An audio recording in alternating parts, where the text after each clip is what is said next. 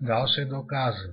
Grekokatolícka cirkev bola neobľúbená nielen u stalinských komunistov, ale neľúbila si ani Maďarom v Uhorštine. Je interesné, že keď u dajakým Valali bol požar a zhorila i dereviana cerkev, že namiesto starej grekokatolíckej cerkvi tam vybudovali rimokatolícky kostel.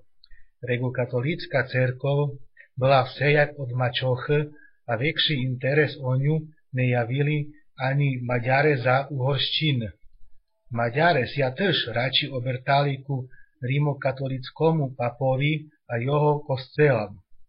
Po druhej svetovej vojni zjazd komunisti ochotne minali grekokatolícke cerkvy na pravoslávne, za to bo grekokatolícku cerkev i rusínsky jazyk хотіли зліквідувати.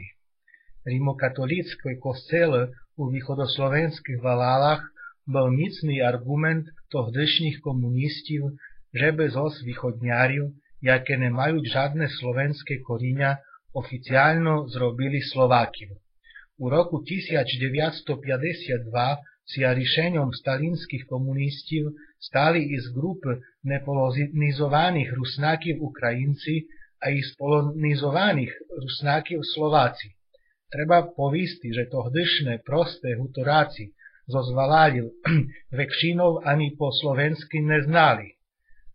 Choď je samo o sebe nepríjemné, že zo nepolonizovaných Rusíniv zrobili Ukrajincів, mala to tá rusnácka grupa vlastní serenču, bo keby ich komunisti prohlosili za Slovákiv, tak jak hutorákiv, tak sú dneska poslovenčené do približno takoj míry, jak hutoráci. Žijú v Medžilabiercach, kde sa Rusnačina chosnújeť v najbližšej míry i z všetkých míst na Slovensku. Ale i hev sa nájdeť dosť ľudí, ktoré sa hanbiať za našu bisídu, a keď do nás príde dachto čuží, už sú veľké Slováci, tá Rusnačinu by najradšej zahrýbali pід čornú zemľu. Jak raz také ľudia sobi najčastejšie hľadajú v hvarke, že Slováci po našomu nerozumiejú. Pro paru Slovákiv, ktoré na istní dobrí nerozumiejú po rusnácky, mečuť do jednoho micha všetkých Slovákiv. Ani sobi vôbec neusvidomujú, že takým prístupom i z nich robia durákiv a že ich obražajú. Taký sa staneť, že im dajaký Slovak, Čech alebo Poľak slabo rozumieť, majú našo ľudí jedinečnú náhodu učiť ich po rusnácky. To by bola zo ich strany dobrá správa. Vinčania Poľakів s Rusnačkami a naopak značilo i to, že sa vzájemno rozčali jeden druhomu prispôsobovať v bisídi. Vývoj hutoračtiny očivisne naznačuje, že u nej bol zroblený kompromis medzi Rusnačinou a Poľščinou. Myšlunk rusnáckých a poľských slov svičiť o tým, že ani jedna strana nechotila prinútiť toto druhu na svý jazyk a že Poľaci nechotili popoľščiť Rusnákiv, tá Rusnáci nemali interes porusnačiť Poľakiv. No zarivno treba podkresliť, že rusínsky sliv je v hutoračtini oveľa vecej jak poľských. Je to logičné, bo Poľaci prichodili na teritoriu východného Slovenska jak čužáci a v časách Uhorščiny by sobi nemohli dozvoliť dajak intenzívne popoľšťovať Rusnákiv. Paru sliv na porovnania i z nepolonizovanej Rusnčiny, polonizovanej Slovenčiny i Poľščiny. Rusnácky volk, hutorácky vilk, slovenský vlk, poľský vilk. Rusnácky síľ, hutorácky suľ, slovenský soľ, poľský suľ. Rusnácky metáty, šmariaty, hutorácky rucac, šmarac, metac, slovenský hádzať, poľský susač. Rusnácky díra, hutorácky džura, slovenský diera, poľský džura. Rusnácky tvrdý, hutorácky tvrdý, slovenský tvrdý, poľský tvrdý.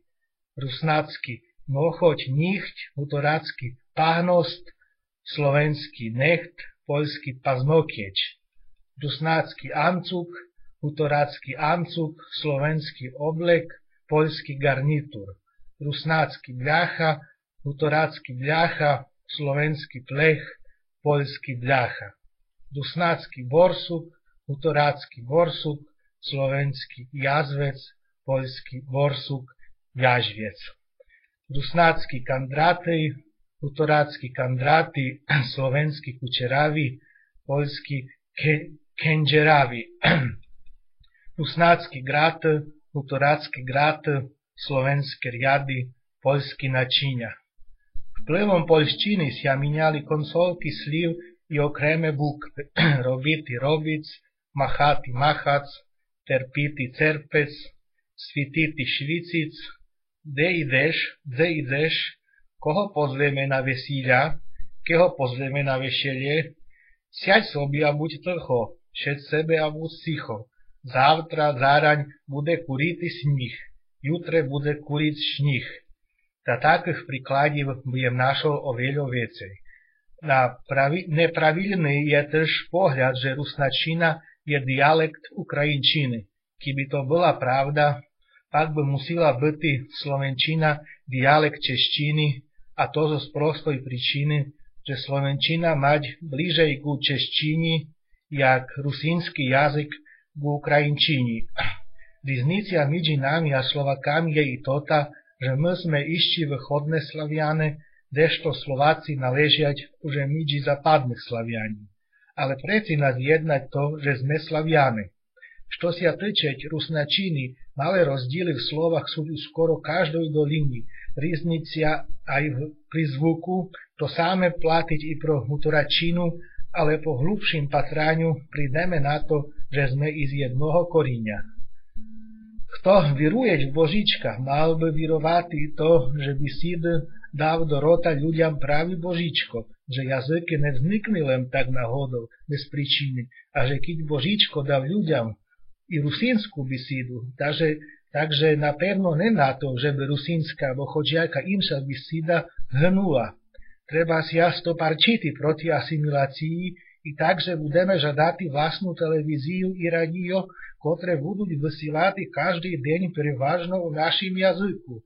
Bez toho sa ďalej nerušíme. Jak nacionálna menšina máme suverénne právo, že by sa náš národ, kultúra a besida dostojne rozvíjali. My nie sme jak Maďare, netremtíme za autonómiou, požadujeme prosia len standardné práva, ktorými disponuje každá menšina v Európskej únii. Napísal Maťo. Teší dňa, že sa tu objavil takto, koho interesuje i lexikologická storinka našeho jazyka, a v žádnom prípade budem nechotil sa vás dajak dotknúť, no хочу vyjadriť svій náhľad na vami napísané a môžeme rozvíti i maleňkú interesnú diskusiu.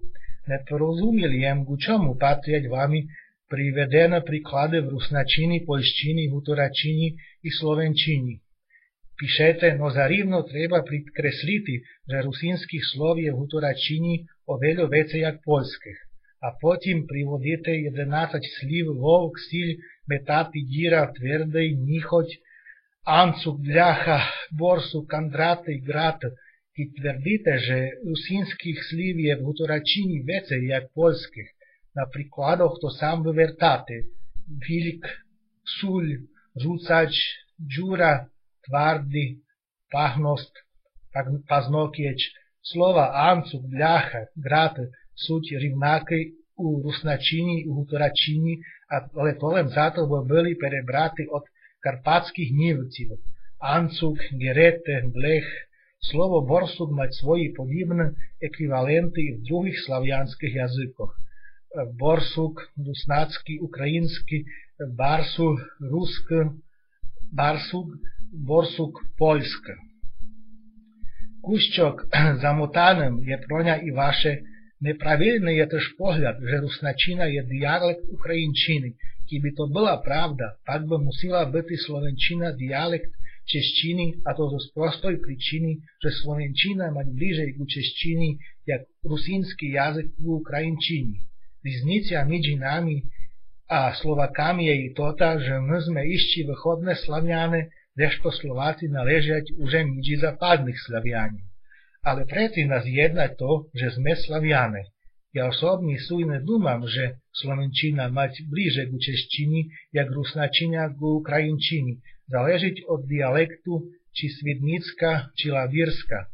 Slováci ľahšie rozumia češtinu z toho dôvodu, že dlhé roky žili i v jedním štáti a doteper sú naše televízne kanály plné českých filmov, či už dabovaných alebo pôvodnej tvorby. Keby to bola pravda, že tak majú u sobi blízko, potím čom českí deti nerozumiať Slovákim. Rusnáci ťažšie rozumiať ukrajinčinu, bo oba jazyky bratských národov išli svojim puťom rozvoja v dvoch kultúrne odlišných prostredioch.